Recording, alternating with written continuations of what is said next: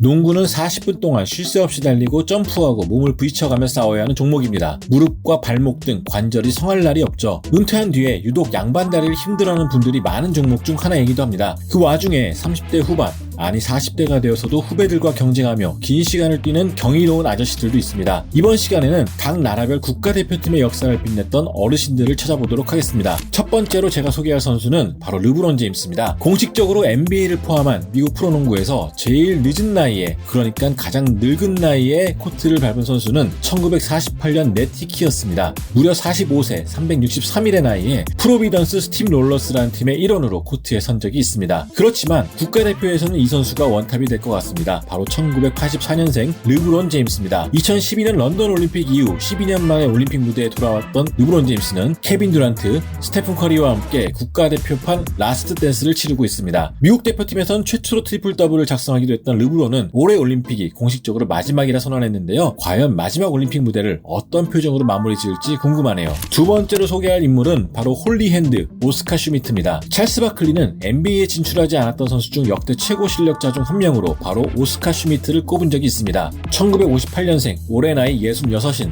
슈미트의 국적은 브라질인데요. 2m5cm의 신장에 내외곽을 가리지 않는 중남미 최고의 스코러였죠. 슈미트는 1974년에 선수 생활을 시작해서 2003년에 은퇴했습니다. 무려 45살까지 뛴 것이죠. 주로 브라질과 이탈리아 리그에서 뛰며 여러 차례 득점왕에 올랐던 슈미트는 1990년 농구 월드컵에서 평균 34.6득점으로 단일 대회 평균 득점 역대 1위에 올랐습니다. 1978년 월드컵에서는 브라질의 동메달도 안겼죠. 슈미트의 전설은 올림픽 무대에서 더 빛났습니다. 1988년 서울올림픽 당시 스페인을 상대로 올린 55득점은 올림픽 한 경기 최고 득점으로 남아있습니다. 이 대회 그가 남긴 평균 득점은 42.3득점, 이 역시 역대 1위입니다. 1980년 올림픽을 시작으로 84년 LA, 88년 서울, 92년 바르셀로나, 96년 애틀란타 올림픽까지 소화했습니다. 96년 올림픽을 치를 당시 슈미트의 나이는 38살이었습니다. 그렇게 많은 올림픽 경기에서 쌓아올린 점수는 무려 1093득점, 평균으로 계산하면 28.8득점이었습니다. 1996년에 기록했던 브라질 역대 최고령 국가대표 자리는 이번 파리올림픽에서 마르셀로 후에르타스가 대신하게 됐습니다. 1983년 5월 25일 생인 후에르타스는 현재 이탈리아 테네리페 소속으로 41살의 나이에 파리올림픽 무대에 서게 됐습니다. 7월 28일 프랑스와의 경기에 출전하면서 브라질을 넘어 올림픽 남자농구 역사상 최고령 선수가 되기도 했는데요. 아마 이 선수의 이름은 LA 레이커스 팬들이라면 친숙할 것입니다. 2015년부터 뛰며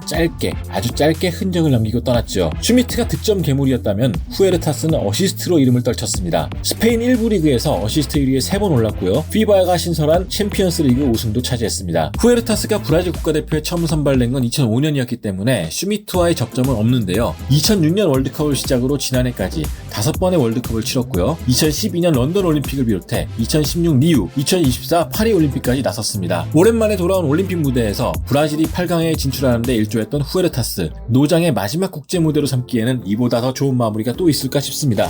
2019년 FIBA 월드컵에 진출한 대한민국 남자농구 대표팀의 첫 상대는 바로 아르헨티나. 당시 아르헨티나에는 마흔을 바라보던 노장 선수가 있었습니다. 바로 루이스 스콜라였죠. 스콜라는 마누 지노빌리와 함께 아르헨티나의 황금 세대를 이끈 주역이었습니다. 2004년 아테네 올림픽 우승을 이끌었고, 이에 앞서 2002년에는 세계선수권대회 준우승을 맛보기도 했습니다. 한국과의 경기에서 15득점, 9리바운드로 노익장을 과시했던 스콜라는 2019년 대회에서도 아르헨티나의 결승 진출을 도왔습니다. 스콜라는 2004년 아테네 올림픽을 시작으로 2008년 베이징, 2012년 런던, 2016년 리우 올림픽을 소화했습니다. 지노빌리가 은퇴한 뒤에도 스콜라만큼은 대표팀에 남아있었는데요. 2019년 월드컵에서 17.9득점을 올렸던 스콜라는 도쿄올림픽을 끝으로 오랜 시간 몸담았던 대표팀에서 떠나게 됐습니다. 1980년생인 스콜라의 올림픽 출전 당시 나이는 41. 호주와의 경기에서 회색이 짙어지자 스콜라는 종료 1분여를 남기고 벤치로 향했는데요. 당시 양팀 선수들과 감독들이 모두 기립박수를 보내며 오랫동안 올림피언으로 활약해왔던 스콜라를 기념했습니다. 스콜라는 어느 팀에서도 환영받는 리더였는데요. 이미 NBA에서의 활약 덕분에 스타가 되었지만 대표팀이 부를 때는 언제든지 응했고요. 스타의식 없이 언제든 선수들과 어울리며 대표팀의 발전을 도왔던 인물로 유명했습니다.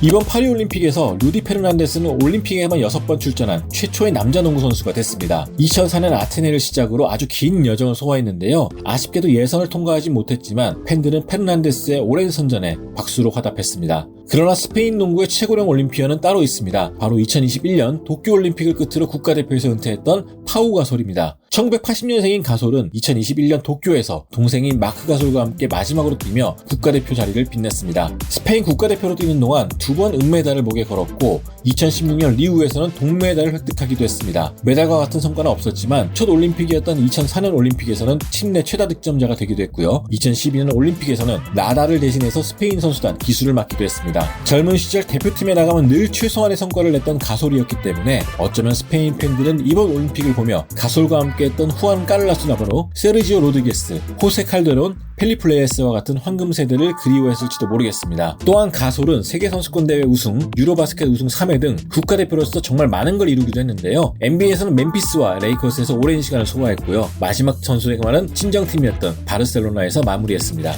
1983년생 자이드 아바스는 아시아에 불어온 중동 바람을 타고 등장했습니다. 2004년 도아시안게임을 기점으로 동아시아 농구는 요르단, 카타르, 이란 등 중동세에 밀리면서 번번이 고전했는데요. 2003년생인 203cm의 아바스는 당시 요르단의 핵심 멤버 중 하나였습니다. 2007년 존스컵 우승, 2009년 아시아선수권 3위, 2011년 아시아선수권 준우승 등 요르단의 성장세를 주도했죠. 기어이 득점을 따내고 마는 집념, 리바운드에 대한 열정이 돋보였던 아바스는 요르단의 사상 첫 월드컵 진출도 도왔습니다. 2010년 첫 출전을 시작으로 2023년 월드컵까지 함께했죠. 팀이 워낙 약세다 보니까 올림픽은커녕 월드컵 예선 통과도 늘 어려웠지만 40세가 될 때까지도 팀에 남아 고군분투했습니다. 아바스는 2022-2023 시즌 요르단 리그를 끝으로 현역 생활을 마쳤습니다.